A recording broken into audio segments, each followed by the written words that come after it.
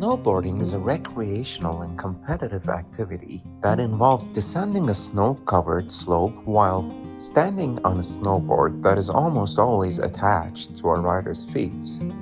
It features in the Winter Olympic Games and Winter Paralympic Games. The development of snowboarding was inspired by skateboarding, sledding, surfing, and skiing.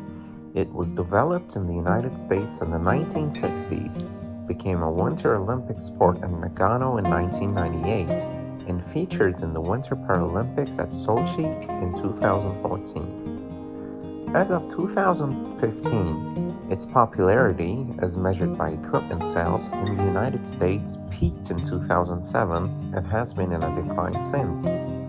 Modern snowboarding began in 1965 when Sherman Poppin, an engineer in Muskegon, Michigan, invented a toy for his daughters by fastening two skis together and attaching a rope to one end so he would have some control as they stood on the board and glided downhill.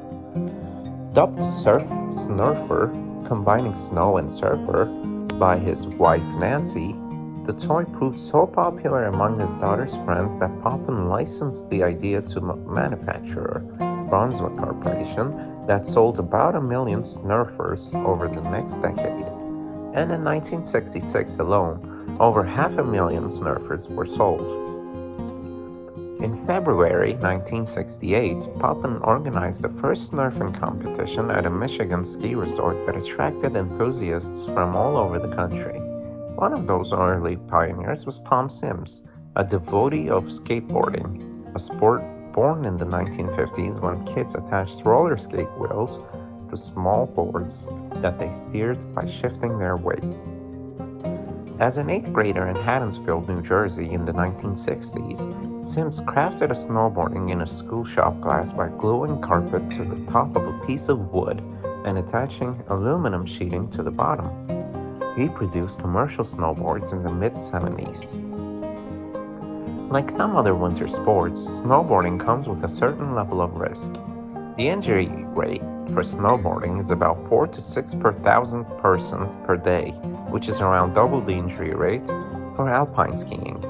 Injuries are more likely amongst beginners, especially those who do not take lessons with professional instructors. A quarter of all injuries occur to first-time riders, and half of all injuries occur to those with less than a year of experience. Experienced riders are less likely to suffer injury, but the injuries that do occur tend to be more severe.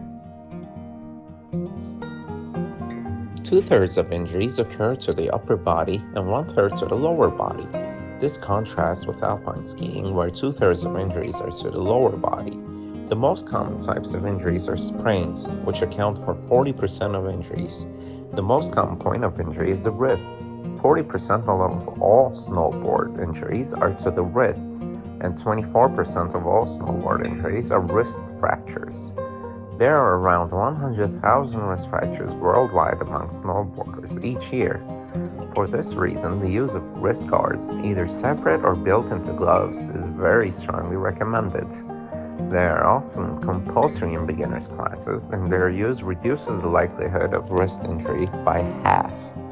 In addition, it is important for snowboarders to learn how to fall without stopping the fall with their hands by trying to push the slope away, as landing a wrist which is bent at 90-degree angle increases the chance of it breaking.